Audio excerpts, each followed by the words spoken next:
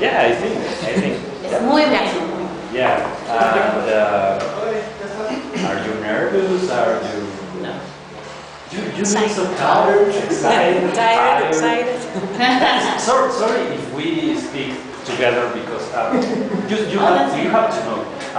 We three of us are illustrators, designers. Okay, cool. We love comics. We love art. Awesome. So to put you in context. Cool. No, 3 people doing the interview.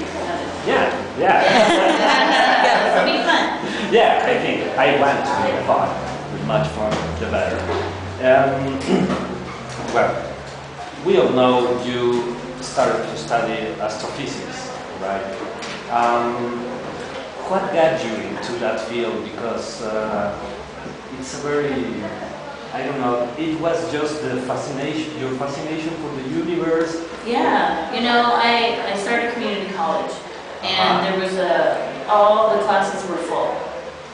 Okay. So, and I knew I had to take we have basic requirements. You probably do here too. Yeah. You need 3 science, 3 like humanities, 3 social, like stuff like that. So I was like, oh, I need to take my science classes anyway. So okay, I'll just take that first. And man, I just fell in love with the class. Like it was just fascinating, you know, just totally piqued my curiosity, and I fell in love with it. And I've been doing art for so long. You know, I went to art school since like 6th grade. Okay. So, you know, and then like, yeah, I think I just liked the idea of the change, and I was like, wouldn't that be awesome if I was an astrophysicist? Like, you know, That's like, cool. You know? Yeah, because there were different brain hemispheres working on astrophysics or those kind of fields, and another. Somewhat, but it's so creative, and you really have to think outside the box, you know. Okay, yeah. But yeah, the math department didn't like the math classes. The math classes. But I took them anyways because I wanted to do that, and it's fascinating to me, and I've always loved science. Okay. Always. So, you know, I did that. That was my major for a year and a half, and then you know, and then I was working, and I got this really cool job at this Japanese animation store. We sold like imported all things Japanese, toys, art books, video games, anime, everything. And then that really got me into like art again, like character design, everything. And then I was like, what am I going to be happy doing? Yeah, really, that's the question. Really. And so I switched back and started taking all my art classes to work on my portfolio, and then I applied to Art Center and went to art school. Santa Monica, right? Community college. You studied art at Santa Monica Community College? No, that's where I took astronomy. Okay. The astrophysics classes. Then I transferred to art school. Okay. In Los Angeles. In Los Angeles, yeah. Right. Art Center. Well, that takes me to another question. You lived in some of our favorite cities in the world: LA, San Francisco, New York. Right now you're living in Brooklyn, right? Yes. What are the most things you love about New York and Brooklyn? Because I think everybody's like fashion, technology, and that kind of stuff. But you live in there. How many years have you lived in New York? 5. What's the most profound things, touching things you've seen or lived in New York? Well, not touching, but my favorite thing about the city is everything's open so late. So it's like I can work all day in the studio, 12 hours, 15 hours, which is normal. Because I go in, you know, I answer emails and I do business stuff that takes like hours, 4 hours, 6 hours. And then all of a sudden it's like 7 o'clock at night and I haven't even started painting yet, you know? And then, so then I'm like, then I need to paint for like at least 6 hours. So then, you know, I don't finish till 1, 2, 3 in the morning. I'm gonna try not to do that next year. Leave a little bit earlier, you know. But the thing that I love about it is that everything's still open late. So at 2 in the morning, I can still go have dinner, go hang out with my friends for like 2 hours. Yeah, I usually go to bed at 5 in the morning. So. At what time do you get up? Like 10, 11, 12. Yeah. Depends. If I go to bed at 5, I'll wake up at 11 or 12. It's okay, but and then I get to the studio at like 2 o'clock, 1 o'clock, 2 o'clock. That's like your daily routine? Mm-hmm. I mean, don't you feel sick? I suppose you're accustomed to that? Yeah. But that's what I love about New York is I feel like there's more hours in the day. You know, people always say, there's not enough hours to do everything. Yeah. Well, I feel like in New York, there is for me. I can work 12 hours and still like hang out for 2 hours and see people. I need that because if I'm alone all day or it's just my assistant and like the UPS guy. You know? It's like 2 people I see. So I feel like it offers me more. Okay. Okay, this is all of your paintings reflect, we think, playful sadness. Is it because of text you read, or is it because of emotional state, or is it because of both of them? Yeah, both of them. I mean, sometimes it's personal, like things that happen specifically to me, or things that I'm thinking, and then sometimes it's, now it's more about like observation. It's observational, and just exploring different ideas. Like, the last couple shows I've been thinking about water a lot. Exploring that as a common theme. It's kind of like the evolution of it. Like, there's the triptych of the Weight of Water series. Is like, it goes from gaseous to liquid to solid. And it's about that, the water molecule, it goes through all these different forms, but it's still the same water molecule. And that's kind of akin to our personalities and how we live our lives and situations that we go through. It's ever changing, but we always kind of come back and we're all in these different states and forms repeatedly in our lives. Yes. That's cool. So, but for you, I think you see sadness or like, not like... The sadness is part of life, of course. As with happiness, and if you're always happy, that's boring. If you're always sad, that's boring too, It's like you have to go through all these emotional states. That's part of being human, Yeah. Oh, talking about being human. This goes to, well, it's, I've seen you have an Enid doll from Ghost World in your Enid doll, from Ghost World, Daniel Klaus, Terry Sligo. I suppose you must be a fan of that movie, I suppose. Or the comics, Of course. This is I the saw question. the movie, but Can you relate to 99% of humanity? A character in Ghost World mentions that I can't relate to 99% of humanity. The character of Steve Buscemi. If you remember. What can you say about that? Well, I think, there's a huge part of, people in the U.S. that I just, Not only. but I know, I'm in the world, Yeah. definitely, but I'm thinking of the dumb people. I think, creative minds think bigger and have the ability to, to have a more open mind and see the world differently.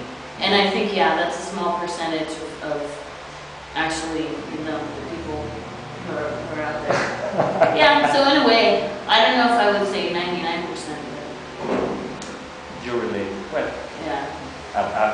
I think there's a lot more cool people out there.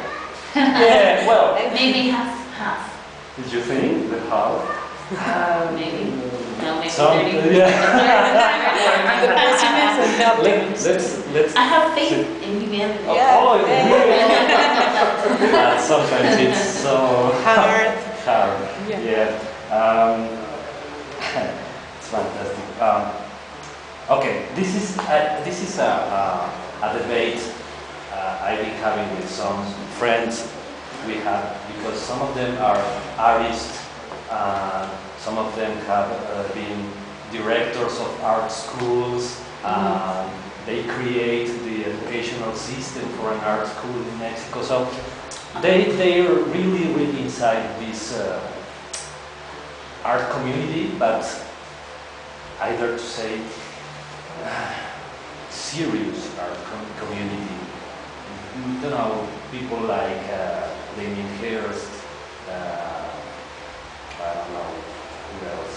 Well, the kind of people you see at Pompidou Museum in Paris. Yeah, like that kind of people, you know. Yeah. So the debate I've been having with my friends in this aspect is, I think contemporary art was great at some point in time, but for me at least, it all started to rot like from 10, 15 years ago, and I have to read this. And I've seen pretentious, overpriced pieces in huge and important museums, but none of those pieces didn't touch me or move me. a lot of them I don't think are very relevant. There's a lot, I mean, if I have a choice to go to, you know, the Modern Art Museum or the you know, the whatever, the more painterly museum, like, I avoid the Modern Art Museums. I really, they lose me a lot. Yeah, that's why. Why do you think I mean, there are a few Yeah. very cool things that I love in there, but yeah, on the whole, you know, it just doesn't fascinate me. I'm a I like painterly pieces, you know. Well, we've seen people like If you. if the art is all concept, you know, and it's just a bunch of strings hanging from the Yeah, ceiling, those like, you kind don't of things. understand, you can't relate to that. It's Well, like boring. Why do you think that's happened? Why? What happened? And how well, people like you, it's all James Jan, Mark Rydell, David Cho, Polly Morgan. Well, haven't you heard Painting is Dead? It's all about strings hanging from the ceiling, you know? Like, but you know, it's not. We're here, you know, we're bringing it back. And there are some really great artists out there who do, like John Curran, you know. John Curran. He's in that, you know, genre, you know, like had a show of the Gagosian, like, you know, like, and he's painterly, he paints, you know, but that's very few and far between. I think, yeah, once that declaration was made that painting is dead, all fine art it's all concept, all heavy concept. It's not about the product, it's about the idea behind it, you know, so the product just completely fell to the wayside. And I think that that's changing now, you know. Yeah. I mean, I really like some of the art that's coming out of me, like stuff that like Mike Kelly does, or like I'm forgetting the name of the photographer. I'll think of it in a second. It's okay. But yeah, there's some really cool people like Murakami, and like Nara's getting put into that. Yoshitomo Nara's getting put into that as well. You know. Now you're mentioning all of this, I was thinking that art is, this is like a renaissance of art, I think. Like it's all again from the popular culture, graffiti. Graffiti. Oh man, Banksy, Jesus Yeah. Christ. Banksy, Yeah. All that art Like is the rat taking and- the museums and exhibits and galleries. It's an interesting thing happening now. Yeah. I'm curious, over the next 10 years. Yeah. You know. What will happen? But that's another question. In terms of future, because let me find that question. Well, you've constructed a really personal imaginary. Do you have any idea where is going your art? Where are you going with your art?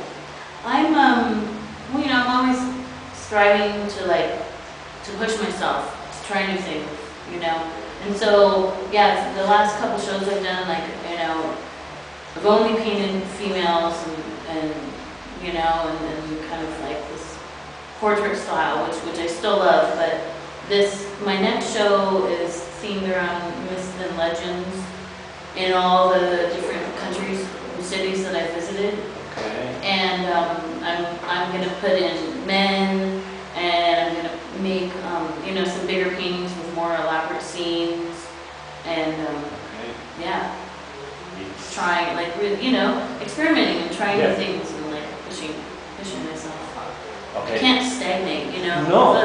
There's some artists that just regurgitate the same thing. That's what I was gonna say. I don't even think I want to do anything with the heart cut out, because I've done it and I've explored that idea a lot. Yeah. So it's time to maybe put that away. But of course, there's going to be people that go, "Well, I don't like that. I want it one with it," And it's like, no, I'm exploring a new avenue right now. Yeah. So I don't even know. Maybe I'll do one painting, but I have to do 20 paintings. So it's not going to be a huge part of it. Fantastic to hear that, because New and exciting. yeah, because Exciting. a lot of recognized artists just stay in the safe place. Okay. Yeah, exactly. And why is that? Because of the money, of the fame. It's a comfortable state. Yeah. You don't want to do that, I think. No, one in particular is I feel like Shag has done the same thing for so long. But then I just saw images of his new show, and he's finally changing and doing something different. And I was like, well, finally, good. But it's been so long, he's just done the same shit over and over. Yeah. But it sells. People like it. Yeah, but there we go again. 99%. The 99%. Yeah, right? I was a girl holding a martini glass in a tiki chair. Sorry, I didn't get that. Oh, Didn't get it. I want a girl with a martini glass sitting in a tiki chair. Okay. Like Shaq. Yeah. Okay, yeah. But he's doing new stuff now, so it's I can't bomb him that much. Yeah. Wow, that's cool. That's cool. Well, how's it going, your musical endeavors? Cool. Well, I've been traveling all year, so the band's on break right now. So, when I get back. I don't know, have you recorded Yeah, we recorded a bunch. a bunch? I didn't know. 9 songs, I think. Okay. 9 or 10. Yeah. Where can we see that? I've seen videos on YouTube, maybe. Yeah, I've been in a bunch of bands. I should put those up on my website somehow. Yeah, I think I've seen How do it. I put MP3? That's a good idea. Yeah. Put up Yeah. some MP3s of all my bands that I've been in. That's Yeah. I should do that. Please. Yeah. We'd like to hear I don't need hear like. I've been in 3 good bands that I like, that we've recorded, and I really like all the songs. Okay, please do that. Okay, and two more questions. Any Mexican artists that got your attention? Frida Kahlo. Oh, you mean new artists? Frida Kahlo. Yeah, Frida Kahlo. Yeah. I don't really know that many Mexican artists, honestly. But okay, yeah. Anything in the street that caught your attention? I haven't seen anything yet, sorry. It's It's okay. You've I been haven't here seen like much. for Yeah. 3 days Yeah, working. yeah. Okay. The last one, and this is a question specifically for Maxime because this interview is going on 3 magazines, different magazines.